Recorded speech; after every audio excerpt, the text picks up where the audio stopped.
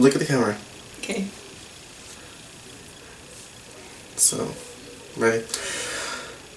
Saddam Hussein, formerly the 5th president of Iraq, was without a doubt the worst president the country has ever seen. He built up an authoritarian empire. He launched war with the U.S. over oil and Kuwait. Before it all came crumbling down and ended with his execution. Good! So the impact on women and minorities during the Saddam Hussein's regime. There was a lot of human rights violation under his regime. So although Iraq violated a lot of human rights, in comparison to the region around it, it wasn't as bad, but whereas if it were compared to the western areas such as the United States, it was very bad. Tens of thousands of minorities were killed and millions fled for their lives. According to the head of the minorities' rights group at the time, the impact on minorities has been catastrophic. Saddam was terrible. The situation since its worst.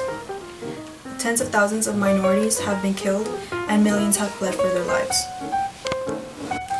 For the tens of thousands who fell under the minority category, being murdered, maimed, or abducted was always a possibility, with many young girls and women being forced into marriages and sexual enslavement.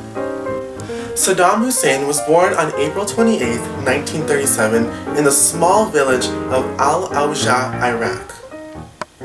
Saddam's mother did not care or want him, so she sent him with his uncle as a young boy. Shortly after receiving Saddam's uncle was thrown in jail, forcing Saddam to go back to live with his mother, who had now remarried to Saddam's stepfather. His stepfather abused him physically and psychologically. Yeah, his childhood sucked.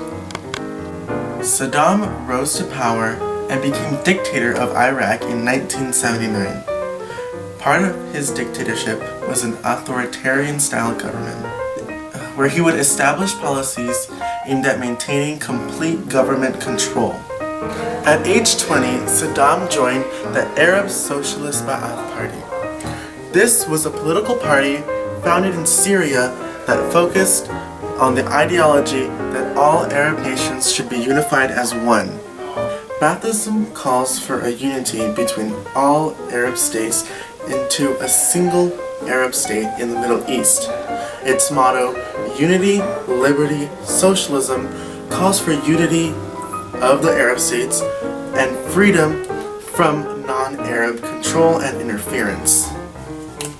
In October 1959, Saddam and other members of the Ba'ath Party attempted to assassinate the president of Iraq at the time, but failed. So, Saddam and other members of the Ba'ath Party escaped Syria. Years passed, and Saddam, backed by the leader of the Ba'ath coup d'etat, established his presidency in Iraq. He purged anyone who went against his Ba'ath Party ideals or who seemed a threat to him and his power. Methods of torture used by Saddam to enforce his rules during this time included assault with brass knuckles, lowering prisoners into vats of acid, poisoning with thallium, electric shocks to the genitalia, burning off limbs, burning prisoners with cigarette butts, the raping of females in front of their family members, the crushing of bones, amputating limbs, ears, and tongues, and the gouging of eyes. In the south of Iraq, there have been huge divisions between the Shia and the Sunni Muslims. Saddam Hussein only furthered these divisions. Saddam, who was a Sunni leader, persecuted the Shia Muslims under his regime. The Shia Muslims sought to help Iran during the Iran-Iraq War, which further increased the hostility of the rebellion, turning it into a war of religion as these two sects fought for control of the region. The Shia attacks spread into predominantly Shia cities across Iraq. When these attacks started, many of Saddam's royal guards who were Shiite defectors along with leftist Sunni Muslims, like the Iraqi Communist Party and anti-Saddam nationalists, who both fought to end the reign of Saddam Hussein. Okay, in the north there was a tribe called the Kurds, and they began a resistance against the control of Saddam. There was three main Kurdish groups, and they're all really long names. The first one is the Democratic one, the second one is the Islamic one, and the third one is the Movement one. No, the one of them is Islamic Movement. Okay. You even messed that up. Oh my god, you're stupid. It's Kurdistan Democratic Party, Patriotic Union of Kurdistan, and Kurdistan Islamic Movement. Put you to shame. In 1988, Saddam Hussein ordered a cleansing of the Kurds. After this occurred, Kurdish rebellions erupted. The Kurdish took over every city in the north except the Mosul city. Kurdish rebels besieged the home base of the secret police. They captured and killed several hundreds Ba'ath Party officials.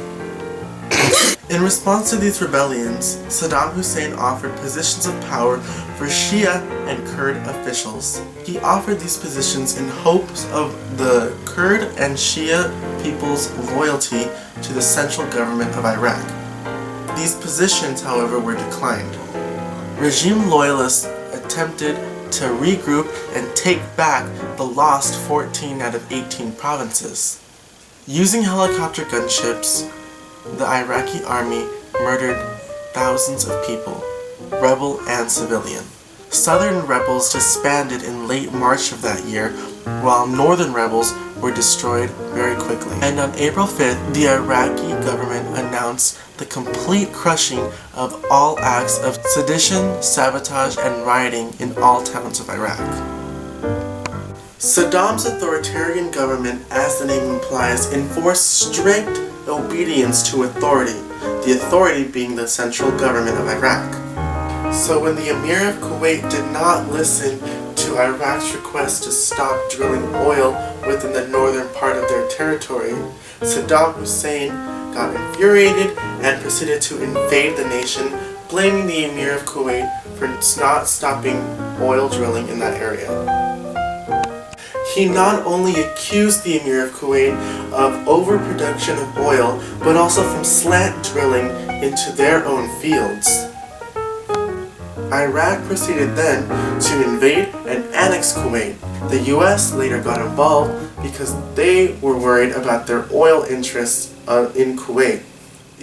This evolved into a war between the US and Iraq, in which the infamous Desert Storm and Desert Shield happened.